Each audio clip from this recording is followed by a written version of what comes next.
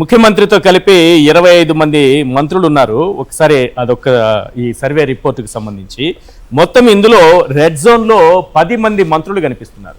ఇక ఆరెంజ్ జోన్లో 8 మంది, ఓవరాల్గా 18 మంది మంత్రులపైన అసంతృప్తి కనిపిస్తుంది. 10 మంది పైన అయితే తీవ్రమైన అసంతృప్తి కనిపిస్తుంది. ఒకసారి చూడండి sir. Number of ministers including chief minister 25, number of ministers in orange zone 8, number of ministers in red zone 10. మీరే చెప్పాలి సార్, ఈ రెడ్ జోన్లో ఆరెంజ్ జోన్లో కలుపుకొని 18 మంది ఉన్నారు.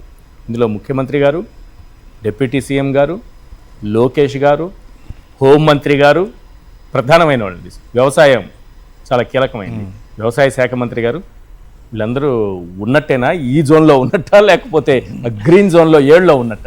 కాదు సార్, సర్వే రిపోర్ట్లో చివరిలో కాన్స్టిట్యున్సీ వైజ్ కూడా మెన్షన్ చేశారు. కొంతమంది మంత్రులు గ్రీన్ జోన్లో ఉండారు. కాకపోతే స్పెషల్గా మనం ఇక్కడ పవన్ కళ్యాణ్ గారి విషయం అయితే మాట్లాడుకోవాలి సార్. ఎందుకంటే మీరు మెన్షన్ చేసిన నలుగురు అంటే ముఖ్యమంత్రి, డిప్యూటీ సీఎం అండ్ వ్యవసాయ శాఖ మంత్రి మరియు విద్యాశాఖ మంత్రి, ఈ వేళల్లో ఒక పవన్ కళ్యాణ్ గారు మాత్రమే కీన్ కంటెస్ట్ అని పెట్టినా కూడా టైట్ అన్నట్లు ఇచ్చారు. అయితే ఈ ఐఐటిఎన్ సర్వే కాకుండా ప్రవీణ్ని ఇంకొక సెఫాలజిస్ట్ ఉన్నారు, ప్రవీణ్ పుల్లట్ల. ఆయన ఇచ్చిన రిపోర్ట్ అయితే తూర్పుగోదావరి, పశ్చిమ గోదావరిలో ఉన్న జనసేనకు సంబంధించిన 2 మంత్రులు ఓడిపోతారని ఇచ్చారు. అంటే ఎవరున్నారు? వెస్ట్ లో ఉన్న 2 మంత్రులు ఓడిపోతారు. జనసేనకు సంబంధించి జనసేనకు ఉన్నదే 3, అందులో అక్కడ 2 ఉంది 2, పవన్ కళ్యాణ్ గారు, కందులు దుర్గేష్ గారు. అంటే ఒక సర్వే కాదు, మల్టిపుల్ సర్వేస్ ఏం చెప్తున్నాయి అంటే జనసేన వాళ్ళ పెర్ఫార్మెన్స్ బాగా తగ్గిందని చెప్తున్నారు. అండ్ పవన్ కళ్యాణ్ గారికి చాలా టఫ్ సిచ్యువేషన్ ఉందనే చెప్తున్నారు.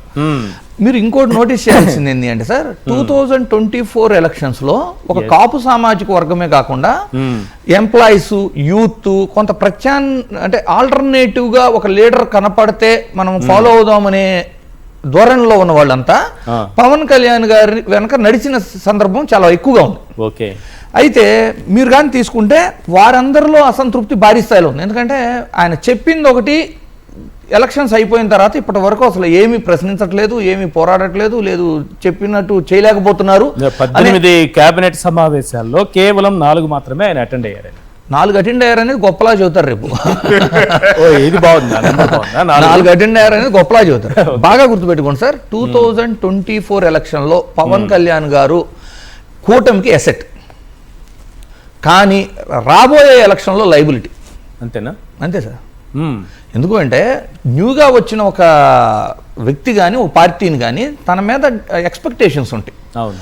ఆ ఎక్స్పెక్టేషన్స్కి అనుగుణంగానే తన వెనక ర్యాలీ అయ్యారు, తనని సపోర్ట్ చేశారు. అంటే కూటమిలో సామాజిక కొన్ని కులాల మధ్య ఉన్న విభేదాలను సైతం పక్కన పెట్టి పవన్ కళ్యాణ్ గారి కోసం కాంప్రమైజ్ అయ్యి కూటమి ధర్మాన్ని పాటించి సక్సెస్ఫుల్గా చేయగలిగారు. కానీ అధికారం వచ్చిన తర్వాత ఏ మాత్రం న్యాయం జరగకపోవటం వాళ్ళందరికీ. రెండోది ఈయన పెర్ఫార్మెన్స్, అంటే ఇతను ఏమీ చేయలేకపోతున్నాడు, కేవలం డిప్యూటీ సీఎం ఇచ్చి కూర్చోబెట్టారు తప్పితే ఇతని చేతిలో ఏమీ లేదు అనేది. ఇవి కొంచెం అర్థమైపోయిన తర్వాత అసంతృప్తి లెవెల్స్ బాగా పెరిగిపోతున్నాయి.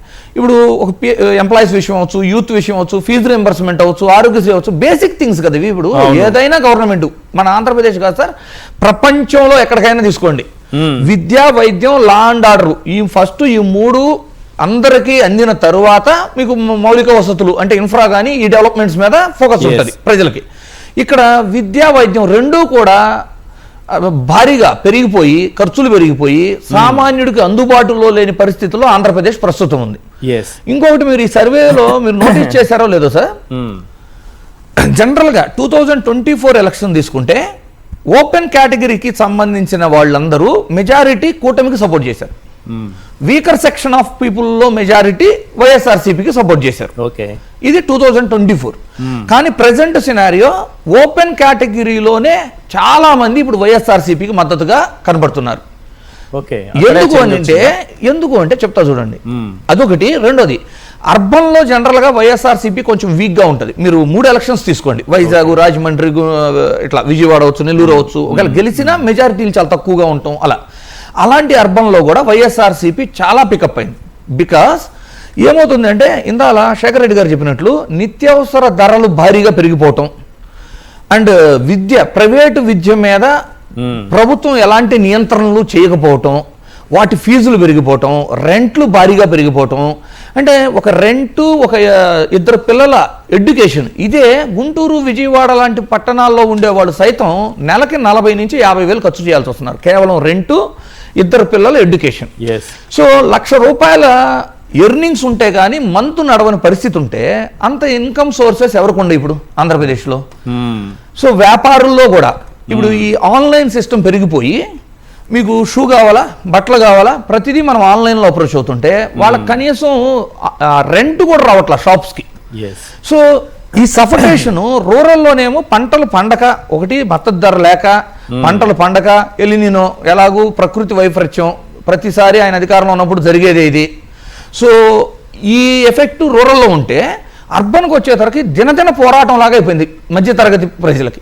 సో ఈ ఓపెన్ కేటగిరీ ప్రజలు, మధ్యతరగతి వాళ్ళు, అర్బన్లో ఉన్న వాళ్ళు, ఎడ్యుకేటెడ్ పీపుల్, వీళ్ళందరూ కూడా విద్యా వైద్యాన్ని ప్రభుత్వం నిర్వహించాలి అనే ధోరణికి వచ్చేసి వైఎస్ఆర్సీపీ అయితేనే దాన్ని నిర్వహించగలదు, వైఎస్ఆర్సీపీకి మనం మద్దతు తెలపాలి అనే అవేర్నెస్ అనేది చాలా క్లియర్ కనపడుతుంది సార్. రైట్.